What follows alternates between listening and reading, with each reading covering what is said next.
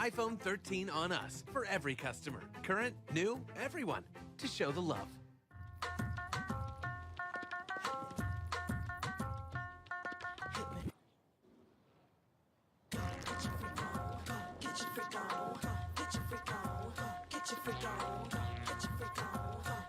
Black Star Network is here. Oh, no punches! I'm real revolutionary right now. Support this man, Black Media. He makes sure that our stories are told. Thank you for being the voice of Black America, Roland. Stay black. I love y'all. All momentum we have now, we have to keep this going. The video looks phenomenal. See, this difference between Black Star Network and black-owned media and something like CNN. You can't be black-owned media and be scared. It's time to be smart. Bring your eyeballs home. You dig?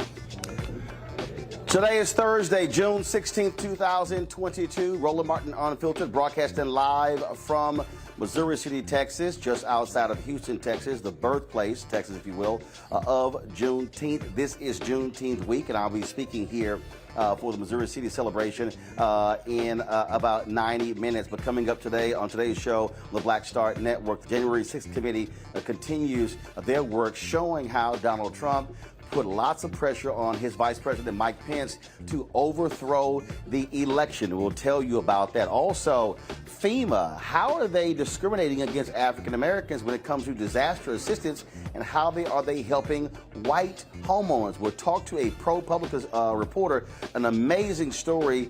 You don't want to miss that. And so lots of news we're covering today, lots more we're going to break down, including you'll hear from another UNCF president talking about how he is making a difference at Talladega in Alabama. Folks, it's time to bring the funk on Roland Martin Unfiltered on the Black Star Network. Let's go. He's got it. Whatever the biz, he's on it. Whatever it is, he's got the scoop, the fact, the find. And when it breaks, he's right on time and it's rolling. Best believe he's knowing. Putting it down from sports to news to politics. With entertainment just for kicks, he's rolling. It's on go, roll, y'all. It's Roland Martin, yeah. Rolling with Roland now. He's funk, he's fresh, he's real, the best, you know he's Roland Martin now.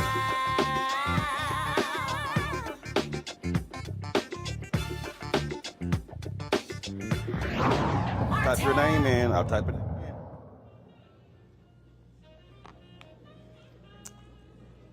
So, folks, whenever there is a disaster in the United States, the Federal Emergency Management Agency, they are the ones who come to the rescue. I am here broadcasting in Texas, in Houston. I've lived through 3 different hurricanes, flooding, you name it, these things have happened. And so FEMA is the federal agency that is often called.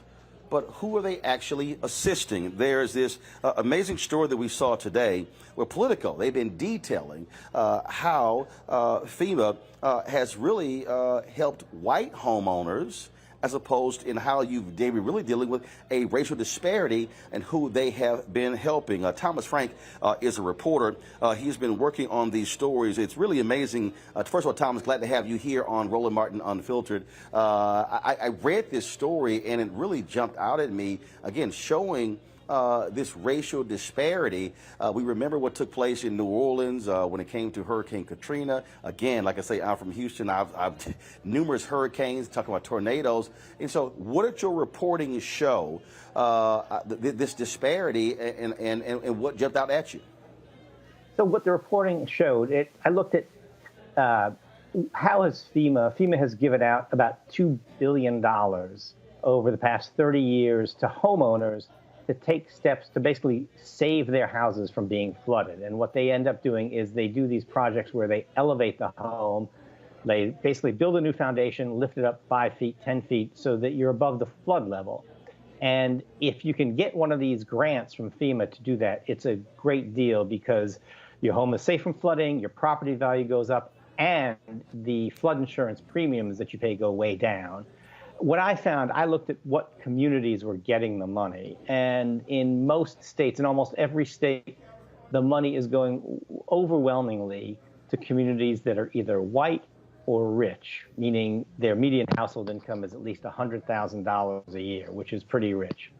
And the reason for that, it's not that FEMA sets out or Congress sets out to say, well, we're just going to give this money to rich people and white people.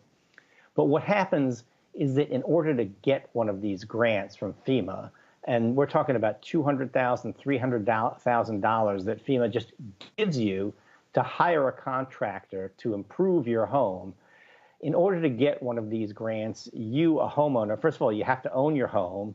And secondly, you've got to contribute roughly $50,000 on your own.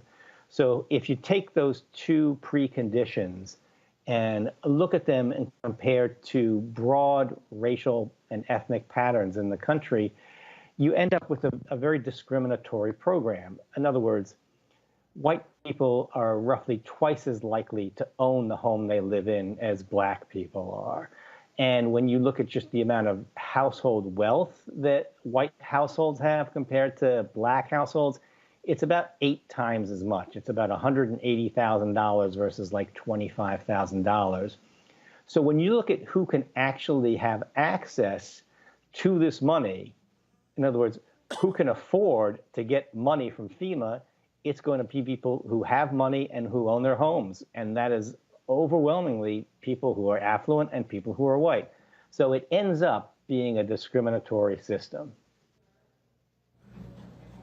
Now that is what is amazing in terms of how you laid that out. And we often talk about the racial disparities in this country and how, on the surface, people will say, well, we don't see systemic racism. But when you're talking about who can afford it, well, if you don't have the discretionary income, then you can't actually do it. And then, of course, when you talk about those individuals who don't own homes, but they're renting a home or they're actually renting an apartment, I mean, they're screwed. And so with this reporting, what did FEMA say? Have you had any political leaders looking at this saying, hey, we should be making some type of adjustments to deal with this? So what FEMA says, in short, is you're right. FEMA, since President Biden took office, has been doing a very sort of top-to-bottom review of how all of its programs, and FEMA has a lot of programs, how they are not equitable. And FEMA has acknowledged that a lot of the programs they have, the one I just described, and also just the emergency aid that they give after a disaster, have these built-in sort of funding mechanisms that aren't intentionally discriminatory, but they end up being discriminatory. And so FEMA has actually, to FEMA's credit, taken some steps in the last year to make it easier for African Americans, Hispanics, low-income homeowners, renters, and so on and so forth to get access to some of their programs, but not all of their programs. So FEMA basically says, yes, you're right, and we are working on it. There are a few leaders in Congress, Benny Thompson of Mississippi, who is now on TV as the chairman of the January 6th committee, and he's also chairman of the House Homeland Security Committee. And he has probably more than anyone in the House, at least, been really paying attention to this issue. And Elizabeth Warren, the senator from Massachusetts, also has been working on legislation to try to address some of these issues. Wow. Well, first of all, we appreciate the reporting that y'all have done on this issue. And again, this is why journalism matters, because for on the surface, people would think this is no big deal. But trust me, when it comes to trying to keep your home, this is a huge deal. Tom, Frank, we certainly appreciate it. Thank you for joining us, and we look forward Thanks to for having me. More of these stories. Yeah, it's a great series that y'all are doing, because it's not just this story, several others dealing with FEMA. So I encourage everybody to go to Politico.com to check these stories out. We appreciate it. Thanks a lot. Thank you, Roland. I want to bring my panel right now. Greg Carr, Department of Afro-American Studies at Howard University. Larry Walker, Assistant Professor at University of Central Florida. And Reese Colbert, founder of Black Women Views. Glad to have all three of y'all here. You heard him say right there, Reese, that FEMA says that, well, this is not it turns out to be discriminatory. And this is the thing that when you hear largely white conservatives say that, oh, no systemic racism, well, this is a perfect example of system and discrimination and racism is called systemic racism. This is a perfect example. Exactly, it really is. And, the intent is irrelevant when you talk about the impact. And at the end of the day, who decides that white homes or affluent white homes, those folks deserve to stay in their $1 million mansions on flood-prone lands and get these massive government bailouts? I thought Republicans were against government handouts and bailouts. Meanwhile, lower income or disadvantaged communities just flounder in these flood-prone conditions. The reality is that climate change is going to continue to endanger homes in many areas. And not only does it cause danger to those homes, it displaces people, but it also just causes massive premium increases, even for people who can afford to stay in their homes or fix them. And so I'm encouraged to hear that at least the Biden-Harris administration is evaluating the equity of it, as well as the work that's being done in Congress. But if the report is to be believed, it seems like this isn't even really the most efficient way of stemming the impacts of climate change in these communities by going house by house. There are other initiatives that are falling by the wayside because maybe they don't have the rich consultants that some of these homeowners do to compete for these very competitive grants. So I think this is a really important issue to bring to the forefront, and hopefully there will be some reforms that will bring some more equity to the system. But the last thing I will say is it does seem more than any other administration that when the Biden-Harris administration is made aware of these kinds of things, that they do move to resolve them or make some changes, as opposed to other ones who would just, poo-poo the inequities or, not even address it at all. Greg Carr, when you look at this particular chart that lays out these 12 states, mighty white. So let's see, Kentucky, okay? Mitch McConnell, Rand Paul's state, got the most money. Then you go West Virginia, Ohio, Massachusetts, Connecticut, New Jersey, Pennsylvania, Oregon, Florida, New York, Washington, Georgia. So, if people want to understand why you also have a racial disparity, a wealth disparity in this country, this is a perfect example. It is. And love to the Missouri City fam. I hope my sister and them come by and see you, man. You in Juneteenth territory, brother. Also National Youth Day, by the way, in South Africa. This is the anniversary of the Soweto uprising in 1976. Those two dates will always be linked for us as African people. It's interesting, Roland, as you say, a remarkable series of articles by Thomas Frank and his colleagues. Deep down in that article, though, I think the lead is kind of buried. At the local level and state level, so when you're looking at Virginia, you're looking at North Carolina, when the states allocate money to pick up the part that the feds don't pick up, then you do see folks be able to get some relief. Now, that speaks to the importance of getting involved in politics. But that's what allows black and brown people and poor people to get involved in the game. The other thing, interestingly enough, it seems to me, is that, as Reese says, folks that can hire consultants, grant writers. We saw that most of that money in Kentucky went to a suburb, Prospect, Kentucky, in Louisville. So these rich white folk have that. But here's the thing also that I found interesting in the article that we read. When you look at how this money is allocated and the decisions that are being made, when you look at Bridgeport, Connecticut, for example, that city council voted to build a seawall, to do the kind of thing Reese is talking about, protect the group. You do that with tunnels. You do that by strengthening infrastructure. What happened? These white homeowners went and put pressure on the city council to redistribute the money that they had to fix their houses. So they can say it was unintentional, but at some point, whiteness rears its head. They had allocated that money in Bridgeport to help everybody. And then white boys went down there and said, damn, everybody, I want my house to be moved. And to that, the squeaky wheel gets the cheese, though. Again, well, it was absolutely, but this is a perfect example, Larry, of when we're always talking about how the election is the end of one process, but after it's over, it's the beginning of another.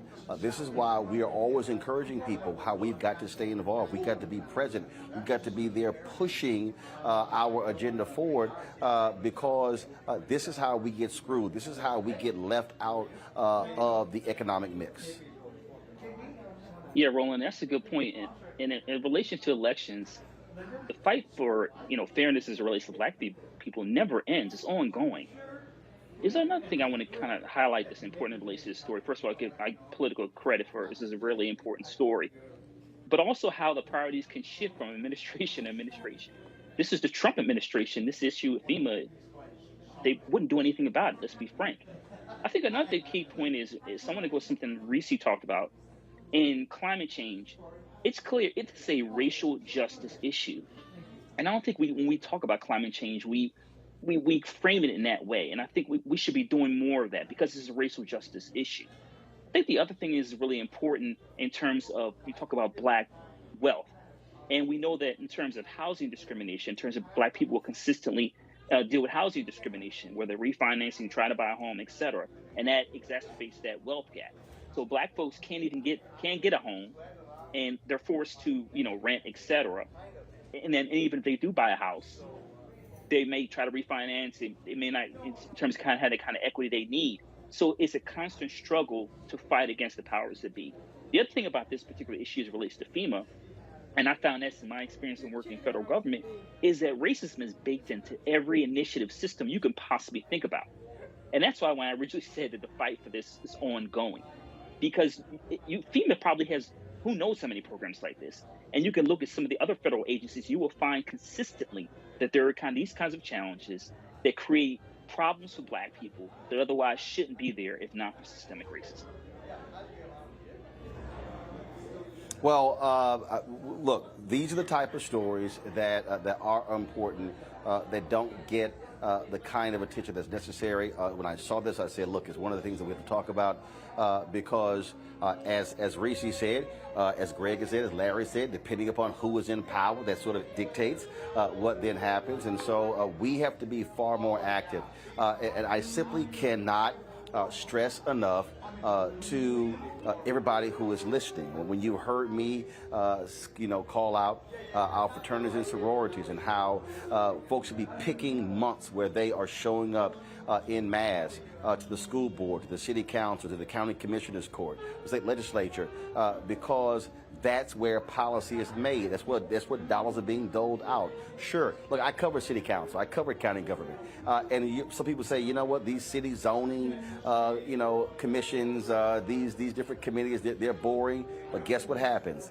That's where changes are made, and too often we're being left out. And what ends up happening, and again, folks, I've covered this my entire life. My first job at the Austin American-Statesman was in South Neighbors reporter, then became the county government reporter, then I became the city hall reporter in Fort Worth. Oftentimes, when African Americans are showing up at city hall or county government or the school board, it is when we are on the defensive, when we are protesting something that we heard about, and all of a sudden it then becomes, a big issue. I can tell you, Greg, numerous times I would sit there and I would see major pieces being passed, economic pieces being passed, and there were no Black people who were in the audience. There was no one testifying before. You might have one or two who was doing it. And so this is, so we have got to understand that we can't always be in this reactive mode. We've got to sometimes go on the offensive and protect our economic investment when it comes to who we put in office. And then people say, well, we put them in, they should be knowing what to do, what's right down there. Well, you said it. They put pressure on that city council, and they listen to those who put pressure on them. We've got to be there as well. And I know folks in the chat right now saying, oh, man, we busy, we got jobs. But guess what? That's the only way it gets done. This is the reality of this republic that we live in. That's right. That's right, Roland. In fact, brother, I just saw a documentary. Husband and wife couple did a major documentary on the Sea Islands in South Carolina. And near the end, they highlight these air property sales that take place. And the folks at Penn Center in South Carolina come to these air property sales and basically beg these developers not to bid on these properties. The folks who own the properties, and it could be family disputes or what, for whatever reasons, they get in a situation where they're back payment on taxes or whatever, they try to come together and buy these properties at auction. And it was heartbreaking to watch sale after sale get taken off the board from these developers. Don't give a damn about anybody around them. But here's the lesson, I think. Here's how it ties into what you just raised. They are successful at times in forestalling these sales, but it requires organization and it requires everybody who has a skill working together. If everybody does a little, nobody has to do a lot. If you don't have time to come to the city council and testify, fine. But if you're an accountant, if you're somebody who knows about taxes and property law, if you are a grant writer, then that's your role. Somebody else has time to come. Well, you prepare them with the testimony for city council. This is how we've gained political power over the years. We don't win every battle, but if you're not there at all, you win no battle. As old folks say, 85%, 90% of life is just showing up. We have to stay involved in the process. And Reese, I see people making comments and they say, "Man, you keep talking about this stuff," because I lived it. My parents were co-founders of our neighborhood civic club. I remember being 9 and 10 and 11 and 12 years old and traveling down to city council meetings and going to committee hearings and going to the state capitol. I remember going to those town halls. So I saw this stuff when I was 10, 11, and 12. I remember working elections and out there, handing out stuff, folks who were running. And so we are more impacted by what happens locally than actually what happens in Washington, D.C. Yet we have so much of our energy on what's happening in Washington, D.C. as opposed to what is happening right in front of us.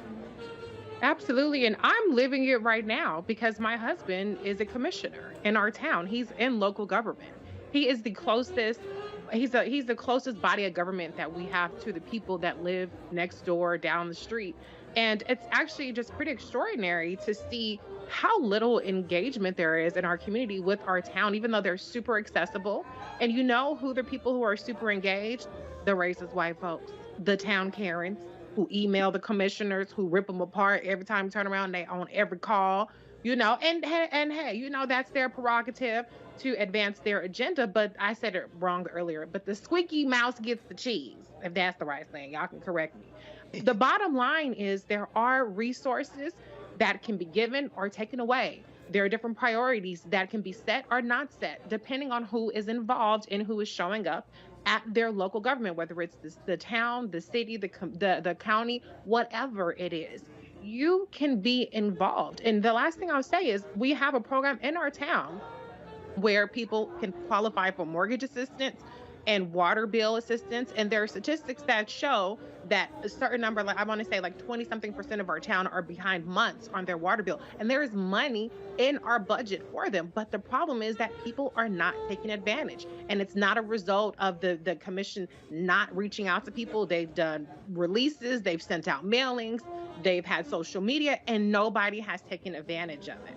And so when you're not even taking advantage of free money when you need it, you're not voting, you're not going to town councils, I don't want to hear a goddamn thing from your mouth about anything that's happening 5, 6, 7, 8 steps above your day-to-day life. As I always say, Larry, we cannot be reactive. We have to be far more proactive if we're trying to get changes for our various communities.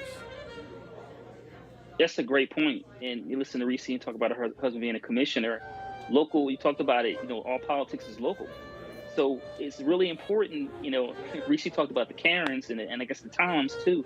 So, listen, when there are resources out there and there are problems, people, commissioners or, mayors, et cetera, county commissioners, they listen to the folks who are raising the points. So, but it is critically important in terms, like you said, Roland earlier, in terms of Black folks, we have to be actively engaged. It has to start at the local level. And we have to constantly put pressure on folks, because if you're reactionary, and like you said, if you just show up at these, school board meetings, et cetera, and you're just, raising all kinds of hell, when the issue is finally being addressed, being voted on that day, you're already $5 short. You need to make sure you're consistently engaged, you attend if the meetings are bi-weekly or monthly. And like I said, we need to collaborate. Folks, if you can't make it, then you go this week, I'll go next week, or you go this month, I go the following month. But we have to make sure we collaborate and utilize our resources collectively to make sure we continue to apply pressure. Indeed. All right, folks, got to go to break. We come back. We'll talk about today's January 6th committee hearing, more nonsense. And is this committee finally going to get some guts and call out Ginny Thomas, the wife of Supreme Court Justice Clarence Thomas?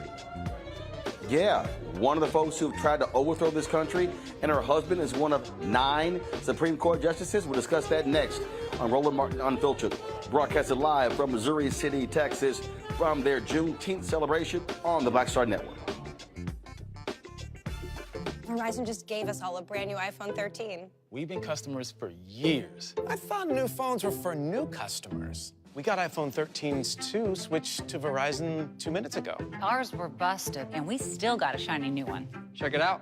So wait, everybody gets the same great deal? I think that's the point. iPhone 13 on us for every customer. Current, new, everyone. On any unlimited plan, starting at just $35. All on the network more people rely on.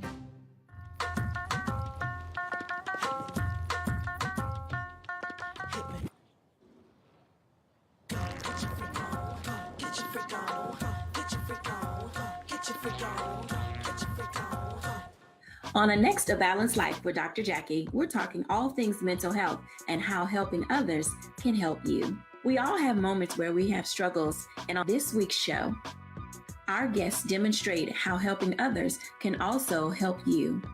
Why you should never stop giving and serving others on a next A Balanced Life here on Black Star Network.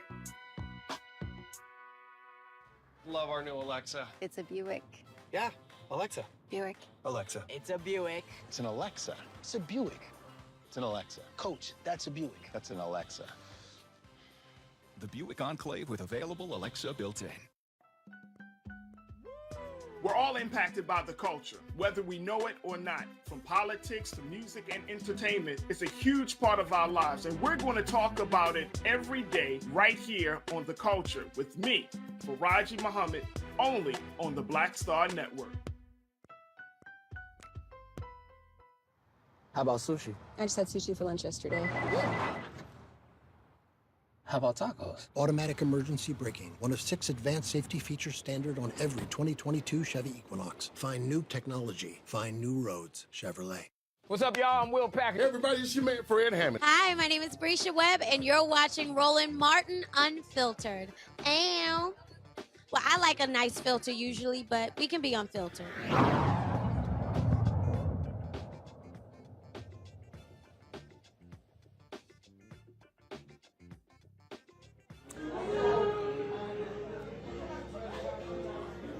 All right, folks, welcome back to Missouri City, Texas. I am here for the Juneteenth celebration, and so the meet and greet is starting right now. So then, of course, I'll be going in for the speech. In the nation's capital, the January 6th committee continues their work showing America how these folks have been trying to overthrow this country. Man, Congressman Benny Thompson laid out the evidence, and it is damning.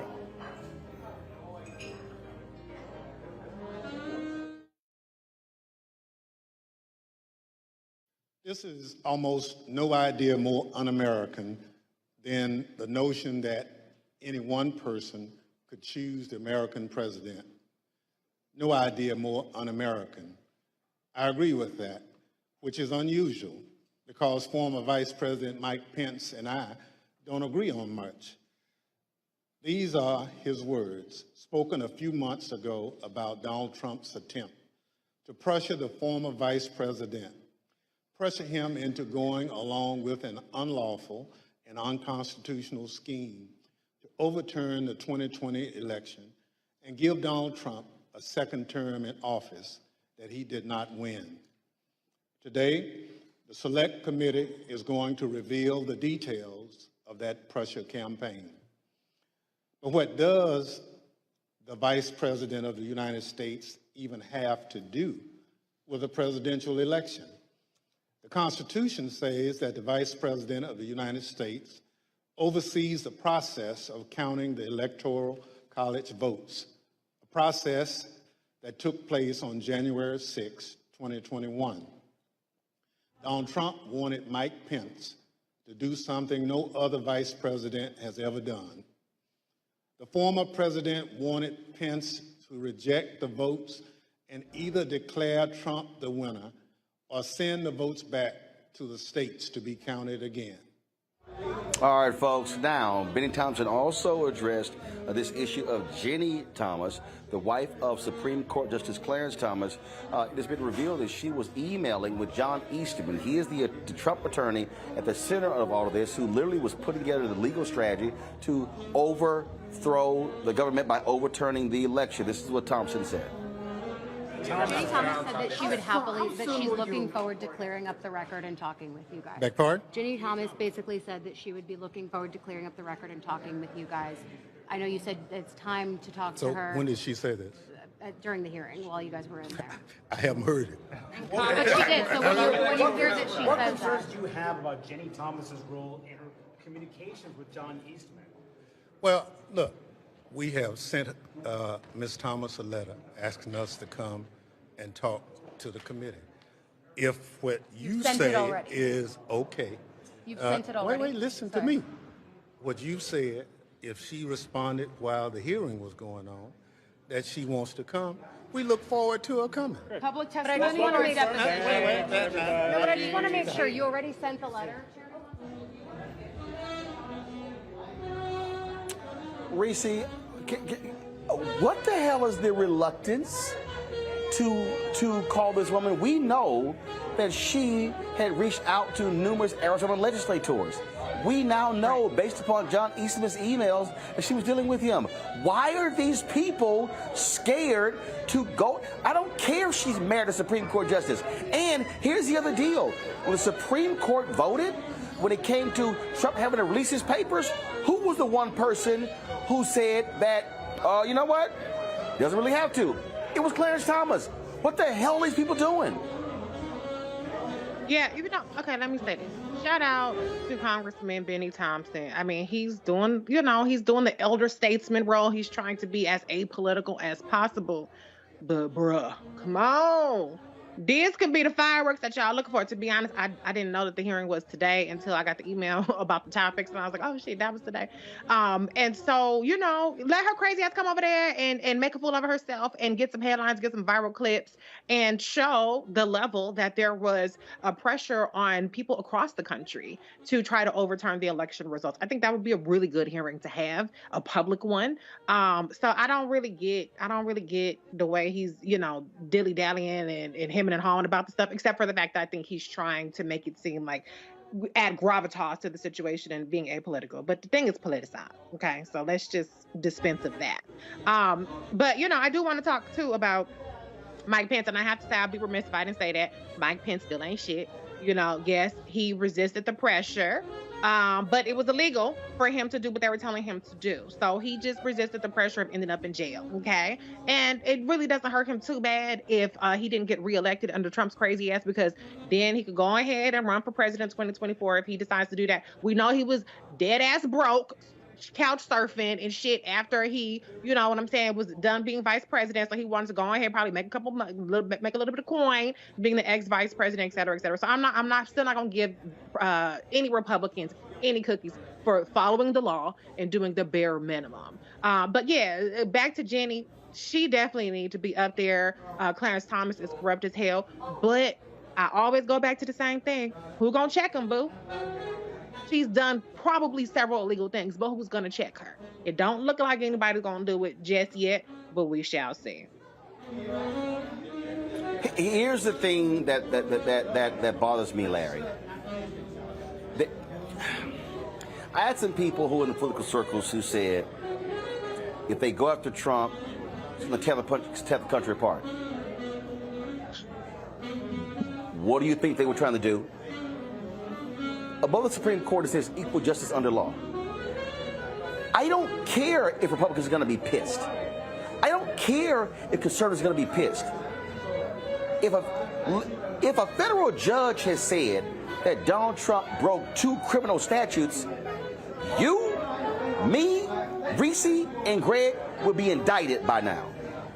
And so I don't get the thing. And the thing with Donald Trump, if you don't go after him and you do not hold him criminally liable, don't think for a second he won't go further. Remember what Senator Susan Collins says, I think he's learned his lesson and this is going to get him to respond appropriately. What happened January 6th? Yeah, so Roland, the last presidential election was a dry run.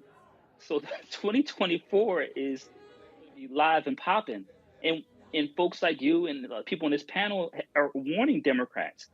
Listen, we go back and talk about what happened in the tragedy of obviously of Benghazi, but the number of hearings they had after that and the hours that Hillary Clinton had to come before Congress and testify. Now, this is the issue of all issues. This was an insurrection.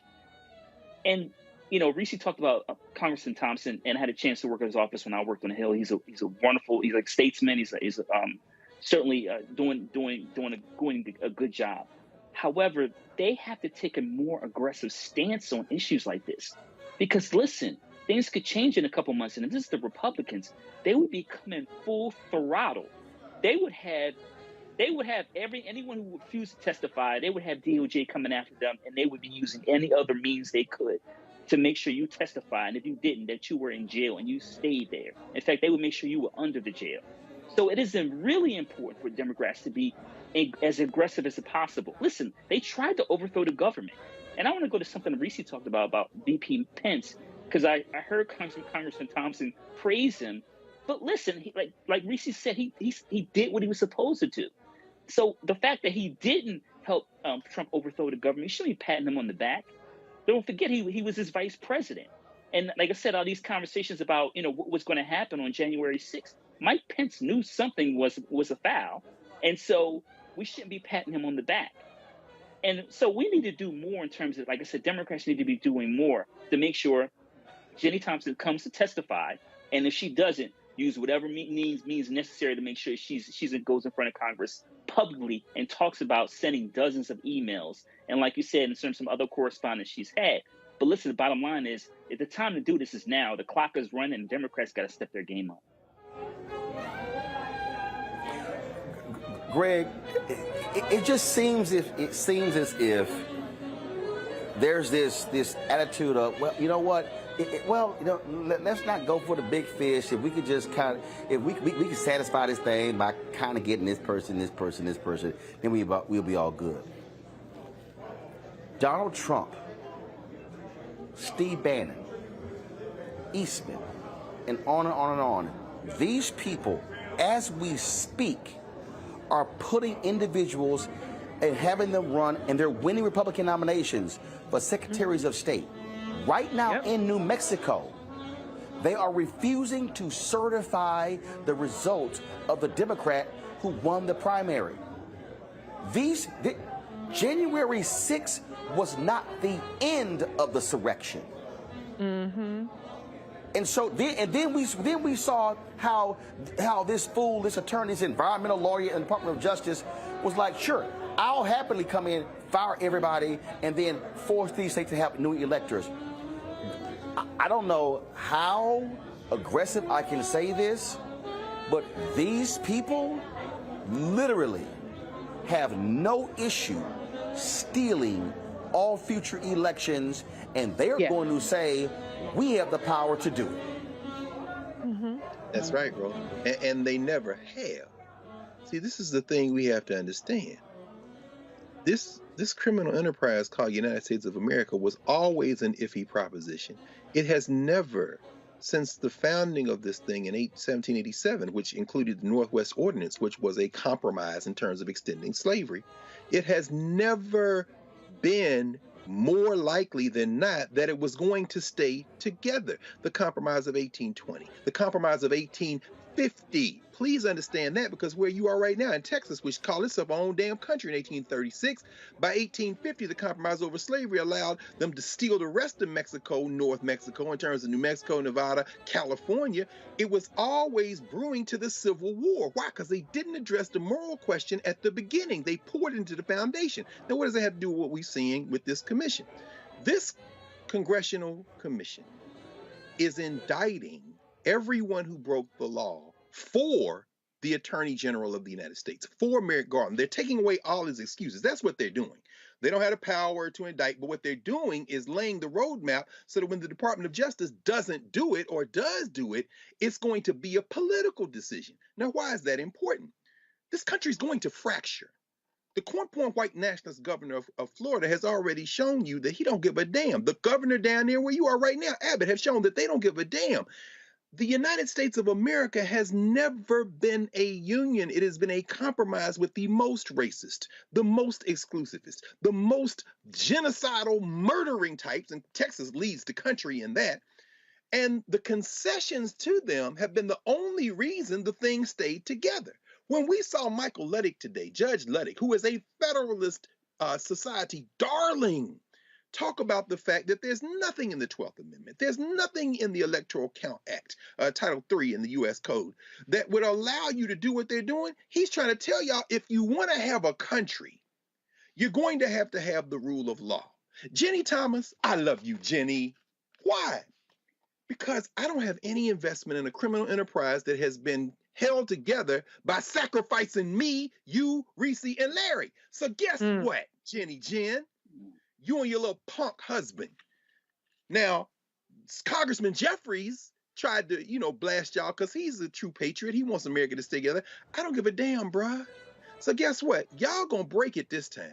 You're really gonna break it this time. John Roberts knows you're gonna break it this time. Guess who else knows? Mike Pence. Mike Pence, I'm not getting in that car. Why? When you heard Greg Jacobs today, the chief of staff, say, look, I got in the car, I looked around, Pence didn't get in the car. And he told his Secret Service lead man, Tim, I know you. I trust you, but you're not the one driving that car. Meaning what? Because Mike Pence understands, because he's one of them, to your point, Reese, that these people will stop at no lengths, including hanging his ass. When they come back to power, it's going to break. So those you scared, if they do that, it's going to break. You just delaying the inevitable. You better go read some damn American history. It always breaks, baby. It always breaks, and it's going to break again. Indeed. Folks, got to go to a break. We come back. She formerly was the mayor of San Antonio. Now, Dr. Ivy Taylor is the president of Rusk College. We'll hear her talk about her vision for that university when we come back on Roland Martin Unfiltered on the Black Star Network. Don't forget to support us in what we do. Download the Black Star Network app, Apple phone, Android phone, Apple TV, Android TV, Apple, of course, Roku, Amazon Fire TV, Xbox One, Samsung Smart TV. Be sure to support our Bring the Funk fan club, where every dollar you give goes to support this show. Checks and money orders can go to P.O. Box 57196, Washington, D.C. 20037-0196. Cash App is $RM Unfiltered. PayPal is R Martin Unfiltered. Venmo is RM Unfiltered. Zelle is Roland at RolandSMartin.com. Roland at RolandMartinUnfiltered.com. We'll be right back.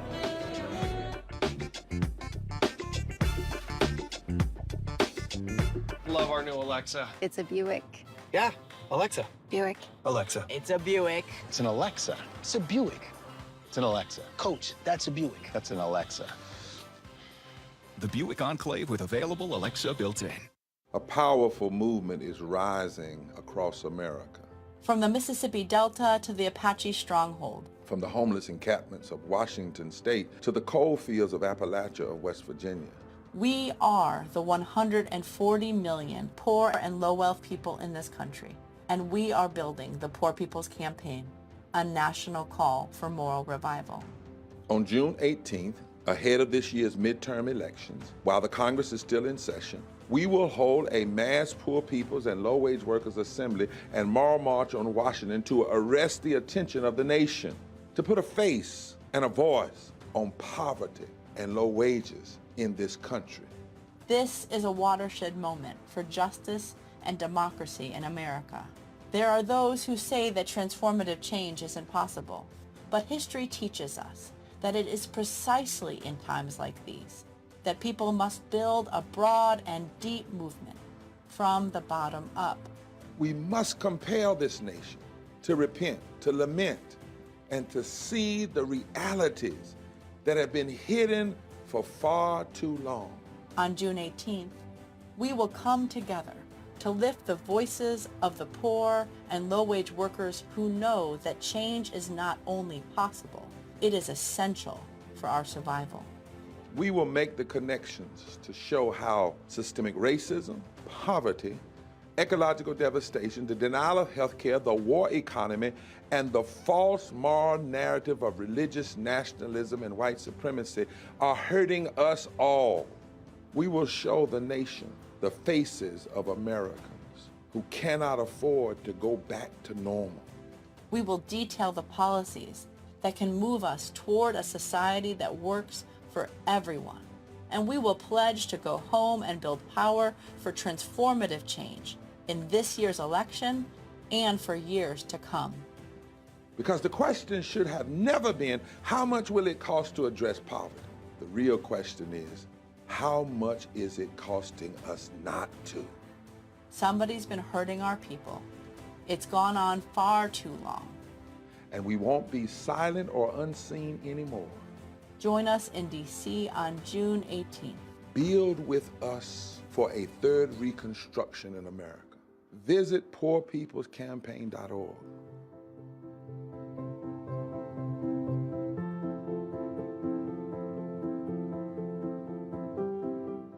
How about sushi? I just had sushi for lunch yesterday. How about tacos? Automatic emergency braking, one of 6 advanced safety features standard on every 2022 Chevy Equinox. Find new technology. Find new roads. Chevrolet. Hi, I'm Anthony Brown from Anthony Brown and Group Therapy. Hi, I'm BB Winans. Hey, I'm Donnie Simpson. What's up? I'm Lance Gross, and you're watching Roland Martin Unfiltered.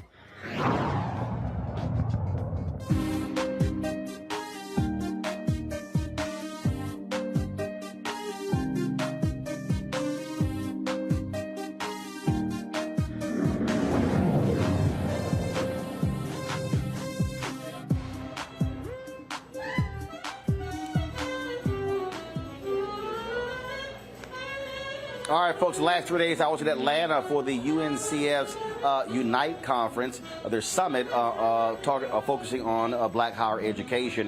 While there, I got a chance to talk to a number of HBCU presidents, and one of them is someone who spent some time as the mayor of San Antonio, Texas, Dr. Ivy Taylor. She is now the president of Rusk College.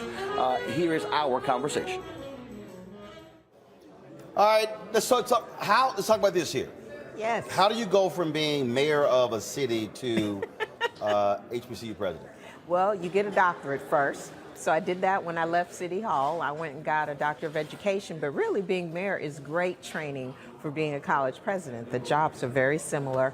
A college is kind of like a small town, city, community. You've got different constituencies who have different ideas on what the priority should be, but you as the leader have to bring them together around the vision for moving forward. So how did it happen? Because that's not a normal or traditional route. Well, when I was mayor, through the UNCF, I connected with the president at Houston-Tillotson because there was a fundraising event where mayors hosted to raise money in their communities. And so I got on the board at Houston-Tillotson originally.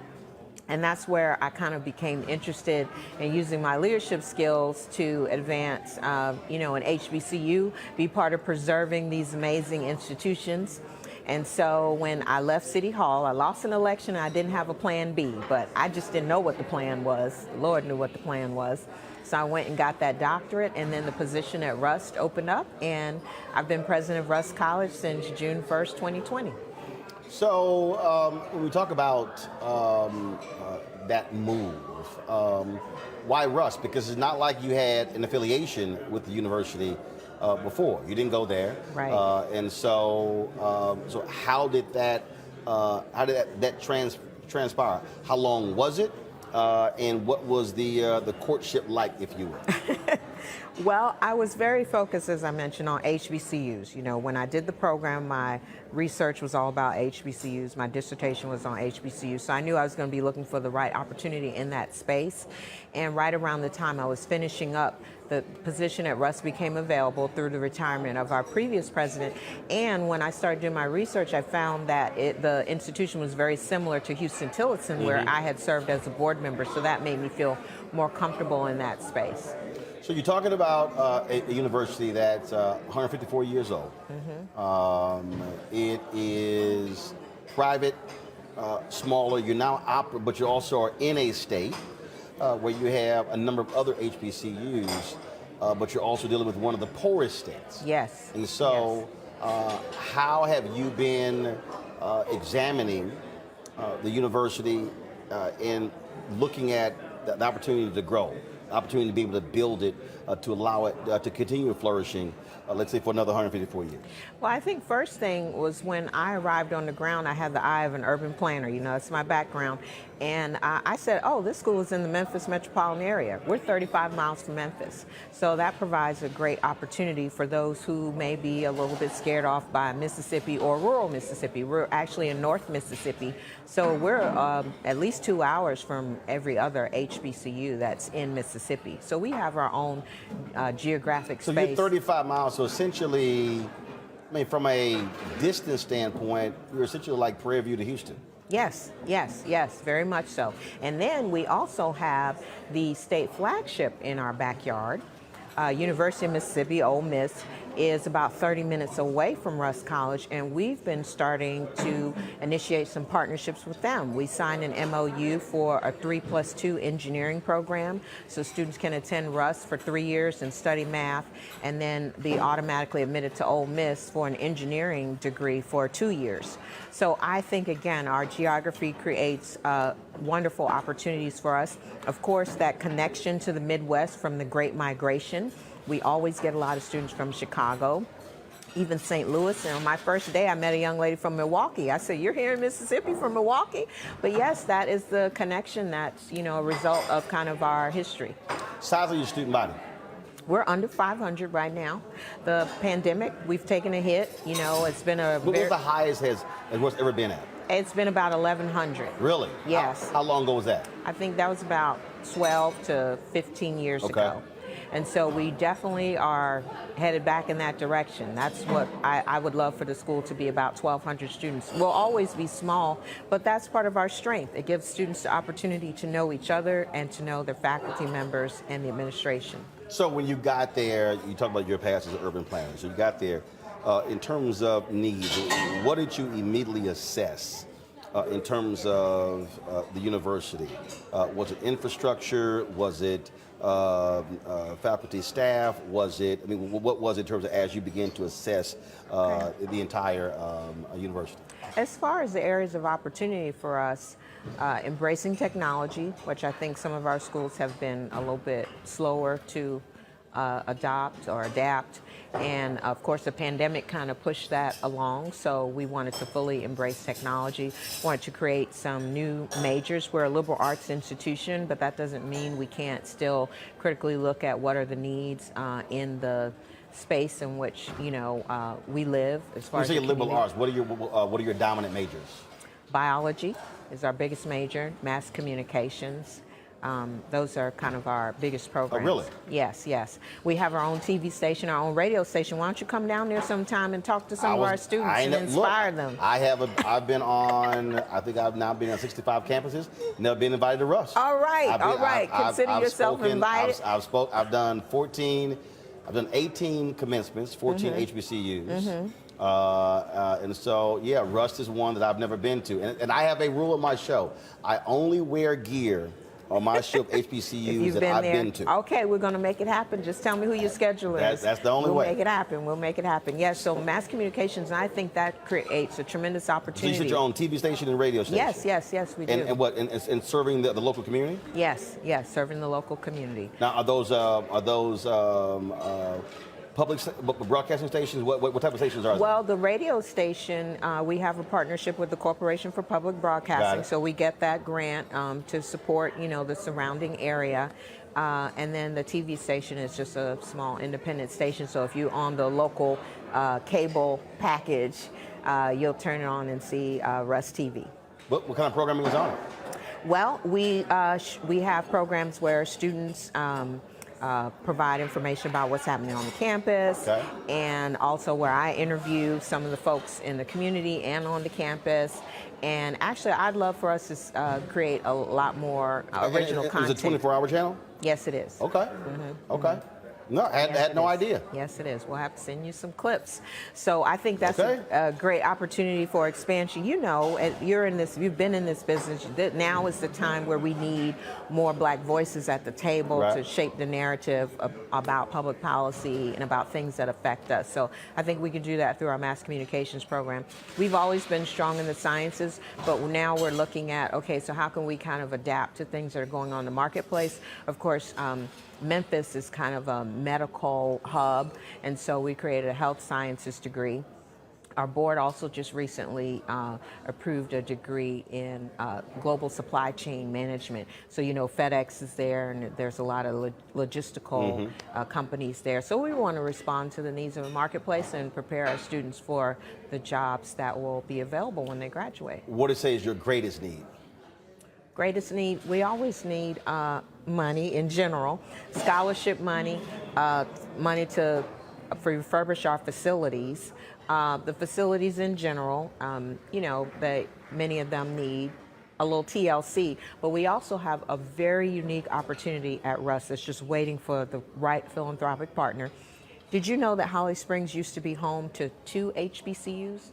Rusk College and Mississippi Industrial College. Rusk was founded in 1866. Mississippi Industrial College was founded in 1905 and closed in 1982. Its campus still remains. It's on the National Register of Historic Places, Mississippi Landmark, and Rusk purchased it in 2008. And I am trying to bring it back to life, including creating an Ida B. Wells Social Justice and Interpretive Center in a building there that was named after Booker T. Washington.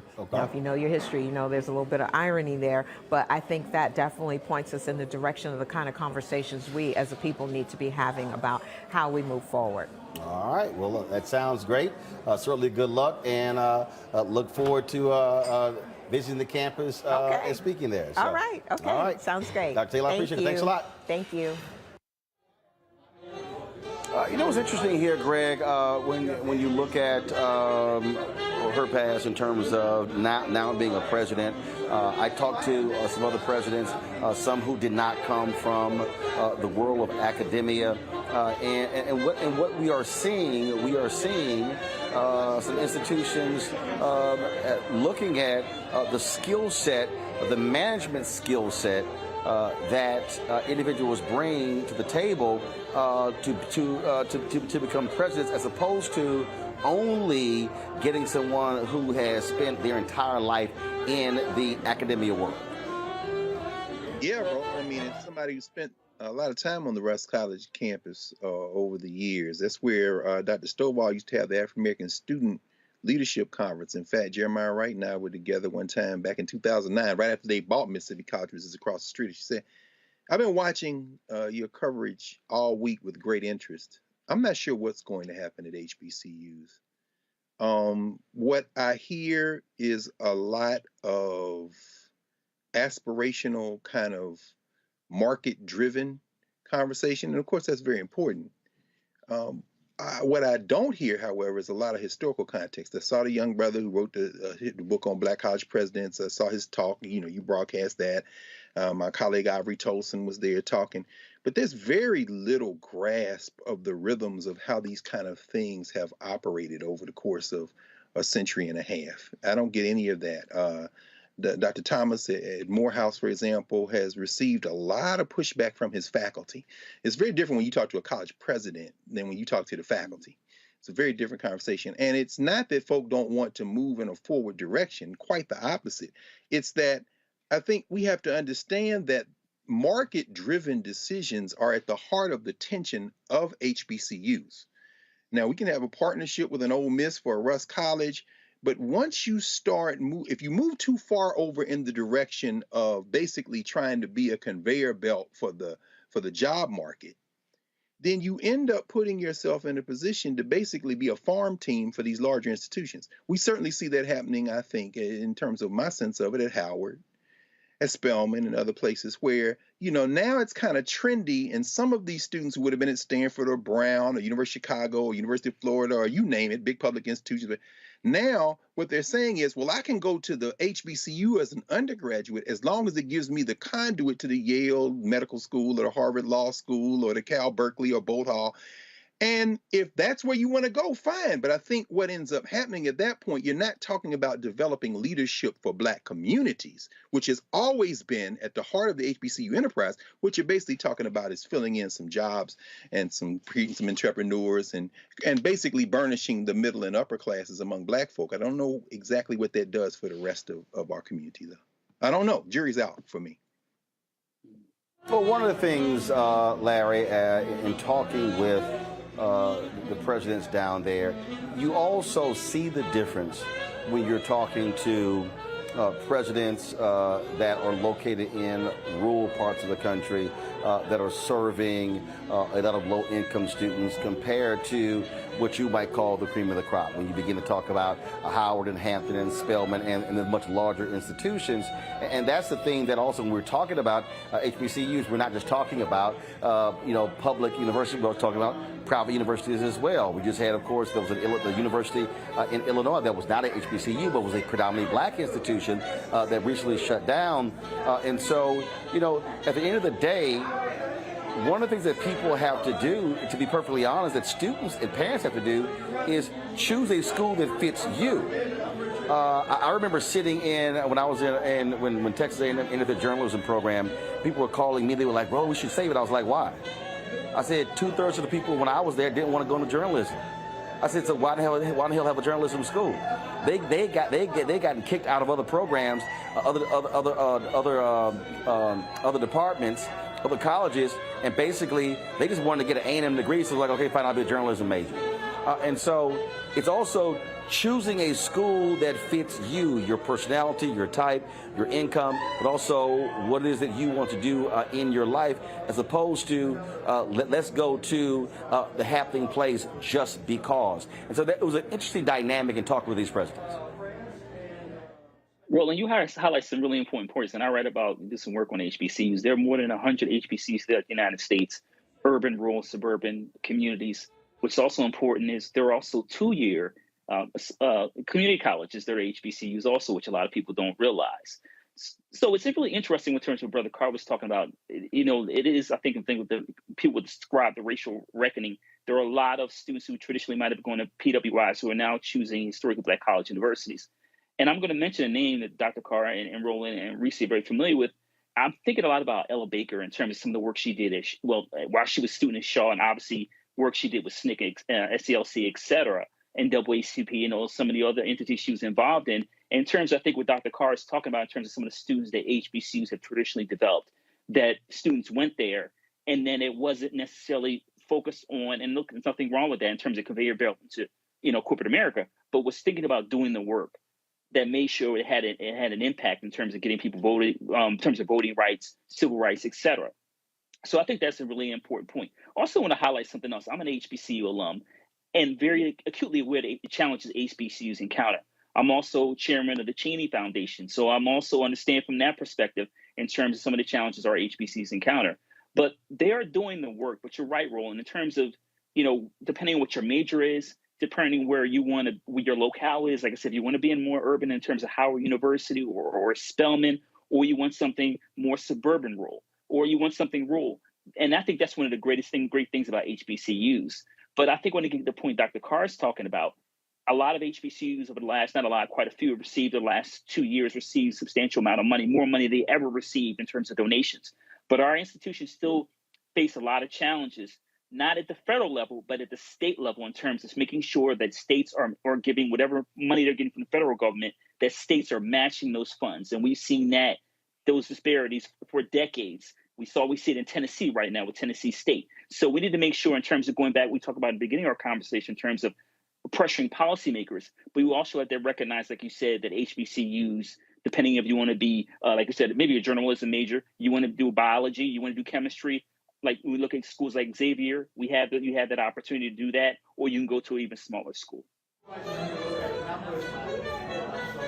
Risha, the point that Greg made in terms of the historical nature of the universities, when you do see these students with a growing interest in going there, I think it is important to establish that firm grounding. I mean, you can point yourself to the future. You can be more focused on technology.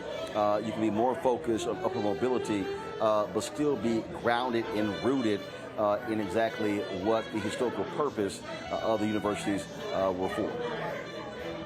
Yeah, listen, I didn't go to an HBCU. I went to UCLA and then Northeastern for my grad school. So I defer to Dr. Walker and Dr. Carr on the experience of HBCUs. And, you know, I really wouldn't know, to be honest with you, because I didn't have that experience. But I do recognize the importance of them in the Black community in terms of producing our doctors and our lawyers and our community leaders and our thought leaders, not just the students, but the professors and the faculty at these HBCUs. But, you know, my perspective, obviously, because I didn't go there, and I went to a white school, and I'm a financial manager by trade in terms of my profession outside of doing media.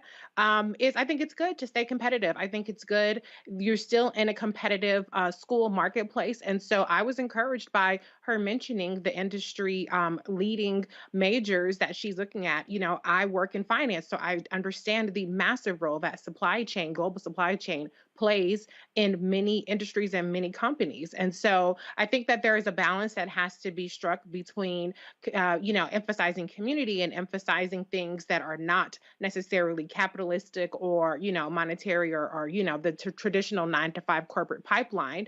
And for those that want to have that community experience, but also, aspire to be a 9-to-5 person or an entrepreneur or whatever. So I think there's room for both, but that's all that I can really say about that without stepping out of my lane. All right, folks, so tight 1 second. We come back, our Black and Missing of the day. In addition to that, we'll talk about what should we, as African Americans, be doing on this Juneteenth, now a federal holiday, and what about non-Black people? Can't wait to hear my panel have to say about that when we come back on Roland Martin Unfiltered, broadcasting live here from Missouri City, Texas, where in just a moment I'm going to be giving the keynote speech to Missouri City's Juneteenth celebration here on the Black Star Network, which will also be live streaming and carrying live as well. So back in a moment. Love our new Alexa. It's a Buick. Yeah, Alexa. Buick. Alexa. It's a Buick. It's an Alexa. It's a Buick. It's an Alexa. Coach, that's a Buick. That's an Alexa. The Buick Enclave with available Alexa built in. On the next Get Wealthy with me, Deborah Owens, America's Wealth Coach, you'll hear from Elizabeth Davis.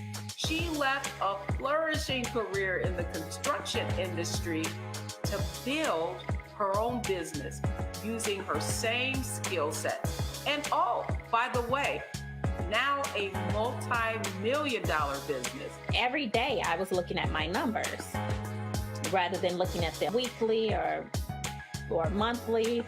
When you're first starting your business, my recommendation is look at your numbers every day, because are they balancing out each day? If they're not balancing out for 3 days in a row, that means your week is going to be off. That's right here on Get Wealthy, only on Black Star Network. How about sushi? I just had sushi for lunch yesterday. How about tacos? Automatic emergency braking, one of 6 advanced safety features standard on every 2022 Chevy Equinox. Find new technology. Find new roads. Chevrolet. Hi, I'm Amber Stevens-West from The Carmichael Show. Hi, my name is LaToya Luckett, and you're watching Roland Martin Unfiltered.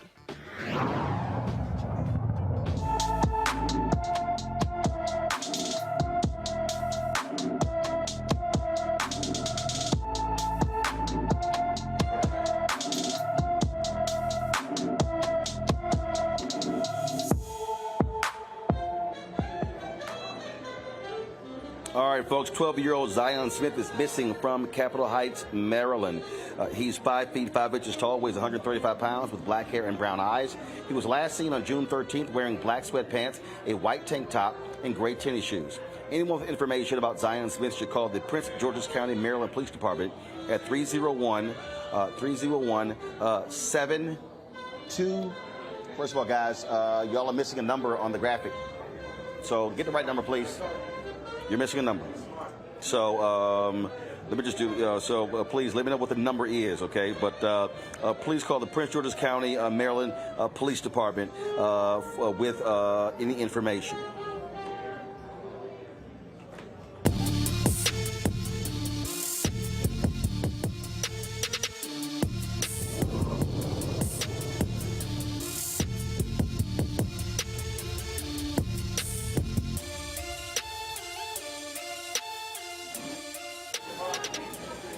All right, folks, Juneteenth, of course, it was Bill was signed into law last year, making this a federal holiday. I'm here in Missouri City, Texas, suburb of Houston. Of course, Texas has had Juneteenth as a state holiday since 1980, the longest observance officially of Juneteenth. Of course, Juneteenth was the day in 1865 when General Granger came aboard the shores of Galveston, Texas, to let the folks who are people of African descent, that they were actually free 2 years after the Emancipation Proclamation.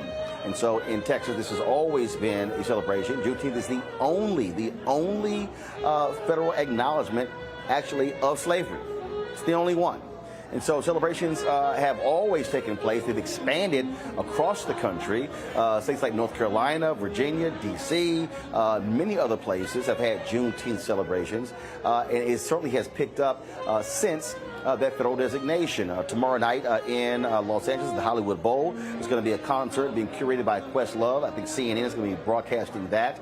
Tonight in D.C., the Juneteenth committee there, they're having an awards show. Robert Smith, Maxwell, and others are some of the honorees. There are golf tournaments. There are other type of events. But the question we should be asking ourselves, what should we as African Americans be doing on Juneteenth? You look at Dr. King's birthday.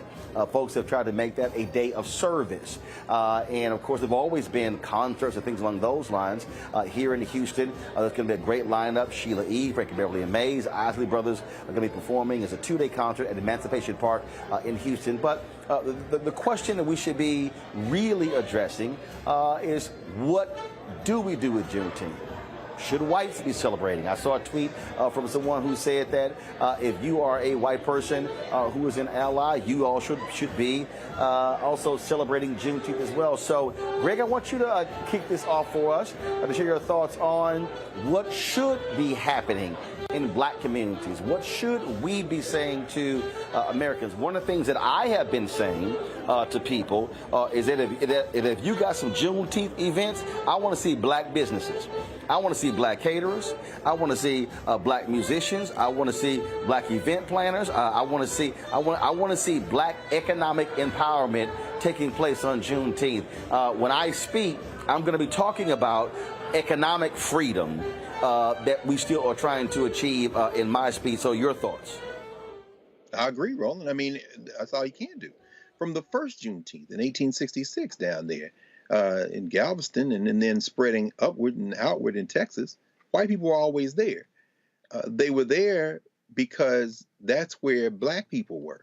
And so Juneteenth for us has always been about self-determination. You know that better than anybody growing up in Texas, man. It was always about businesses. It was always about self-determination. And so, and again, thank you for the Black Star Network. You know, we've taped 2 consecutive black tables on the subject.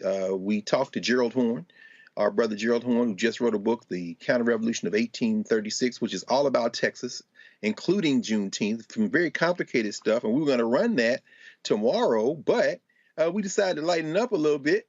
And so we actually tomorrow are running a special on all that red food y'all be eating down there with Dr. Sunyata Aman, who is a specialist on this subject. So the red soda, the red cream soda, the red strawberry cake, the watermelon, the barbecue sauce.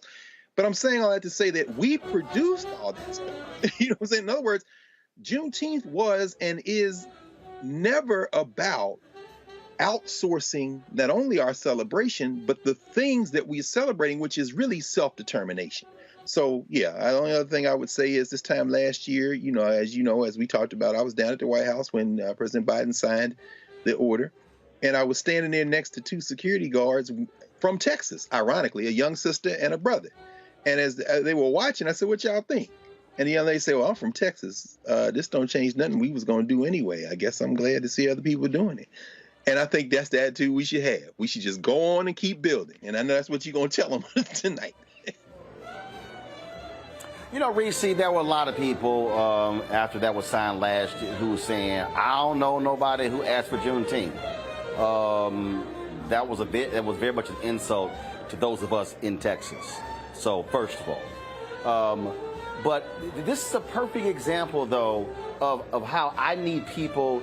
I need black folks who love to find criticism in anything to begin to understand how that you look at this differently. Again, first and foremost, you can't yell, holler, and scream that you want legislation that specifically mentions us, but then you act as if Juneteenth is irrelevant. Now, does Juneteenth specifically deal with housing, with health? Does it specifically deal with your individual economics? No, it doesn't. But it is important for this country to have to annually acknowledge the reality of slavery in this country. That's first. But also, I believe that we have to force our people to begin to look at these celebrations differently than the way we are. We need people who are attending these events to be asking the questions, who's getting paid? See, we're responding, oh, well, these companies are slapping Juneteenth on products. Okay, are they black companies? Or are these companies now trying to benefit, again, economically from something that is ours? And so I got no problem if black folks use Juneteenth as an example of, okay, we're going to ensure that if you're going to have Juneteenth events, you absolutely are spending that money with black people. Well, yeah, first, to address your first point about people who said that, you know, it's not a big deal. You know, people will look at what the Asians got my ass to death about the COVID-19 hate crimes bill, but then they turn around and poo-poo Juneteenth. So it's like, y'all just want to be mad about something, and you never want to be happy about anything, even when you get what you asked for. So there is that. But as far as the money part, listen, I haven't seen anything Juneteenth for less than $200, $300, $400. They are taxing us with inflation. Ain't no free shit. All right, maybe one or two little free things, maybe at the park, down the street, around the corner. But Lord, people are making some bank off of Juneteenth. So what I propose is that give black people some free ass shit for Juneteenth. If you're gonna have a concert on the mall, make it free for black people. We don't have reparations. This can be our reparations. So every Juneteenth, we ain't gotta pay to go see black people read poetry, dancing, you know what I'm saying? I ain't saying you got to give us free food and alcohol, child, because we can definitely eat you out of a house and home, but at least give us free admission to things. I think that's the least that people can do. That's my suggestion. Well, look, I've actually heard that, and you being real nice, I think you talked about Pharrell's concert. I'm talking about everything. I just looked up the event you talked about. That event was $200. I was like, damn, okay, well, I ain't going to that. What event? The honors event is that? Event. The Juneteenth. The Juneteenth honors event at the Warner Theater in D.C. Gotcha. Again, I don't look that's the committee there, and again, I don't know what the money is being used for. That's one of those questions that we should also be asking, and we should be asking that, Larry. But all I'm saying is if we're going to approach MLK Day, if we're going to approach Black History Month, if we're going to approach Black Music Month, if we're going to approach these things, are we still connected, folks? Looks like I lost one of our feeds. Control room, talk to me. Okay, cool. So I lost the video return. I lost video return for a second there. Larry, if we are going to, again, talk about MLK Day, Juneteenth, Black History Month, June is Black Music Month, or even Kwanzaa, we better make sure that black people are benefiting financially. That's right, Roland. Let's make sure our folks getting paid. We saw that Walmart tried to capitalize on Juneteenth, and in the backlash, they had to pull back. So we got to make sure we put some money in some brothers and sisters' pockets. The other thing is obviously we celebrate Juneteenth and Father's Day, so I want to connect it to brothers for a second. because black men and black women and black men deal with a lot of race-based stressors throughout our lives. So I want to talk about health as it relates to Juneteenth. I want to recommend the brothers out there, make sure they're eating right, make sure they're getting exercising. And in addition to that, just make sure they're taking care of themselves, because from day to day, we're dealing with a lot of racism in America. And so as we talk about Juneteenth and celebrating, we acknowledging this country's sins as we should, and Father's Day happening, I want to, like I said, shout out to brothers out there to make sure they're taking care of themselves. All right, folks, that is it for us. 'Cause I got to get inside. We thank Larry, Reese, and Greg. Thank you so very much for joining us today. Tomorrow I'm going to be in Ann Arbor, Michigan, the University of Michigan, for their Juneteenth commemoration, and I'll be speaking there as well. And so we'll be live streaming my speech here in Missouri City, Texas. So we'll look forward to that. And so thank all of you for joining us. YouTube, y'all should be hitting the like button fast and furious, okay? And so between now and me closing this out, we should be hitting 1,000 likes, all right? So y'all need to pick it up. Why are we sitting on 742? Y'all know better than that. And so, folks, again, a lot of things that we got going on. So again, tomorrow, I'll be broadcasting from Michigan, speaking at the University of Michigan, and then I'll be catching a flight to D.C. for the Poor People's Campaign. Their March on the Nation's Mall on Saturday at 10 a.m. We'll be broadcasting from there as well. I'll be anchoring our coverage, so look forward to that. So it still is extremely busy time for us here at Roland Martin Unfiltered and the Black Star Network. Don't forget to support us in what we do. Trust me, your dollars make it possible. First and foremost, we want you to download the Black Star Network app. That's on every platform: Apple phone, Android phone, Apple TV, Android TV, Roku, Amazon Fire TV, Xbox One, Samsung Smart TV. Please do that. The second thing, please join our Bring the Funk fan club. Our goal is to get 20,000 of our fans on an annual basis to contribute $50 each. We don't make it mandatory. We don't charge you a subscription fee. Some people have given more, some have given less. We appreciate every dollar. But again, if we hit that goal, folks, trust me, it allows us to be able to hire staff, be able to travel to cover stories all across the country. So if you want to send a check money order, please do so to P.O. Box 57196, Washington, D.C. 20037-0196. The Cash App is $RM Unfiltered. PayPal is R Martin Unfiltered. Venmo is RM Unfiltered. And Zelle is Roland at RolandSMartin.com, Roland at RolandMartinUnfiltered.com. That is it. Let's see where we at now. I told y'all. So YouTube, y'all should be getting this thing going as we are closing this thing out. Y'all make me have to ask every time. There we go. We finally hit 1,000. That's it. All right, folks. I certainly appreciate all of you tuning and watching in today. We got more to get to tomorrow. And you heard Greg talk about Gerald Horne's breakdown of Juneteenth when I interviewed him. We're going to play that tomorrow as well, because he said something I had not even known: the number of black troops that were with General Granger when he showed up on the shores of Galveston, Texas, to deliver that news in 1865. And so until I see you tomorrow, folks, y'all have an absolute great one, and I will see you then. Holla!